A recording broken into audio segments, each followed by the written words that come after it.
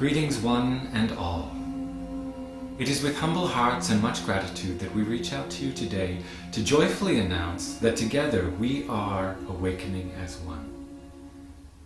Since February of 2010, we have committed the total sum of our love, wisdom, resources, and creativity into the creation and presentation of the Awakening Trilogy.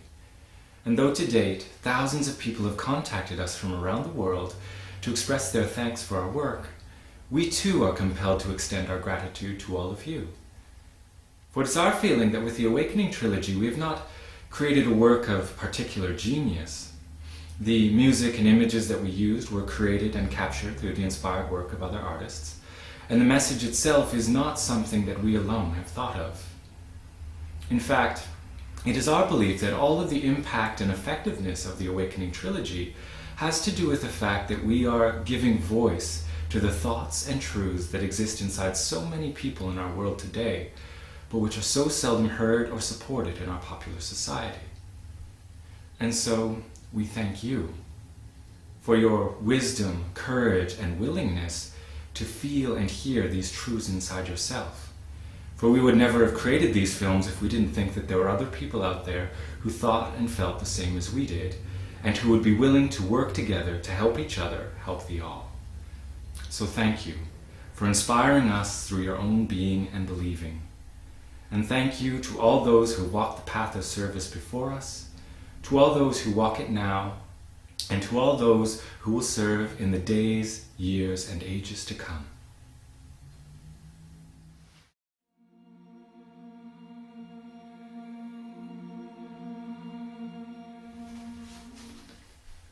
Today, after much consideration and prayer, we have chosen to present the following information on the approaching period known to the Mayans as the definition, which we briefly mentioned in our films The Plan and the Prophecy, and which is said to begin on September 23rd of this year, 2010.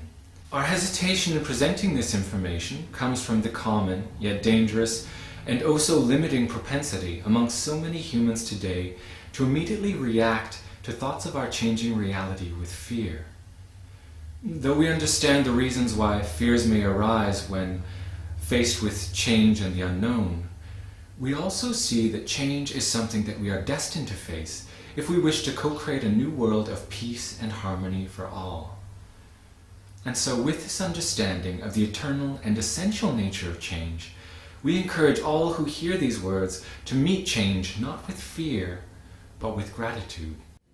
And as we learn to see each change and challenge as an opportunity for which to be thankful, we will begin to effectively transmute all negative emotions into positives, thereby restoring balance to the overabundance of negative energy prevalent on our planet today.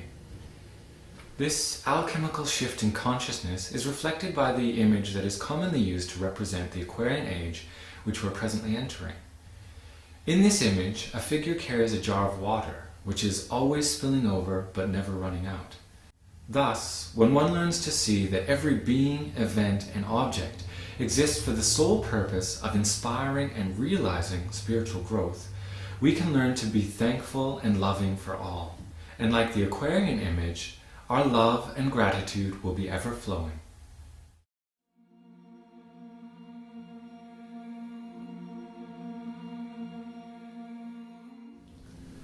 So what then is this period of time known to the Mayans as the definition, that is said to begin on September 23rd, 2010 and continue until December 21st, 2012? According to the Mayans, in August of 2001, we moved into a new period of time referred to as the purification, which the Mayans knew would be marked by a series of global events that would serve to purify humanity's ethical perspective on its relationship with itself, the earth, and all living things. The entrance into this period, which again was known to begin in August of 2001, was marked just a few weeks later by the world-altering collapse of the World Trade Centers. Other events that have captured world attention and reflection during this period of purification, to name a few, were Hurricane Katrina, the Asian tsunami, the UN recognition of global climate change, the wars in Iraq and Afghanistan, the American and European financial crises, and the BP oil disaster. And though it's easy to see how these events may be perceived as something to be feared, there is another story that has been taking shape during this period of purification that is not as widely publicized. For just as the name the purification promises, these events have served to purify humanity's perspective on the impact that we've had on the earth and all living things. And as a result of this purification, we are currently experiencing an unprecedented global wave of awakening and unity as hundreds of thousands of groups have formed across the planet to educate each other on the reality of our current situation and to provide solutions on how we can move away from our self-destructive behavior into a thriving new model of harmonious existence. Thus, September 23, 2010 marks our entrance into a new period of the prophecies known as the definition, which, similar to the purification, will serve to inspire a profound acceleration of humanity's consciousness. For just as the dramatic events of the purification inspired our heightened awareness and unity, so too will the increasingly intense events of the definition inspire humanity towards a never-before-imagined experience of oneness and co-creation. Many people, after hearing the list of dramatic events that occurred during the purification, might wonder how the increasing intensity of world events could possibly be a positive thing. In response to this, we invite you to consider one major factor that is preventing our movement towards a harmonious new world from being realized at its fullest potential, and that is hesitation. All around the world, hundreds of millions of people are working through hundreds of thousands of organizations to create harmonious new systems.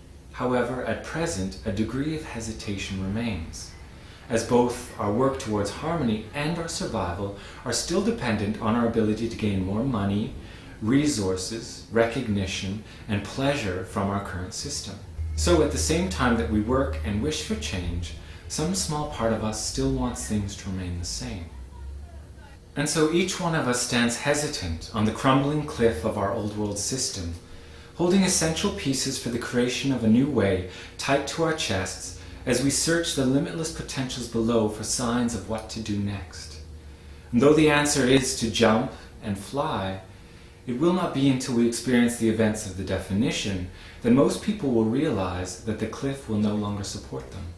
And it will be at that moment that we trade in our hesitation for commitment that true magic and co-creation will be experienced.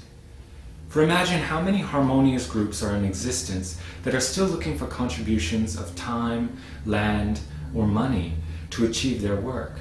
And imagine how these resources will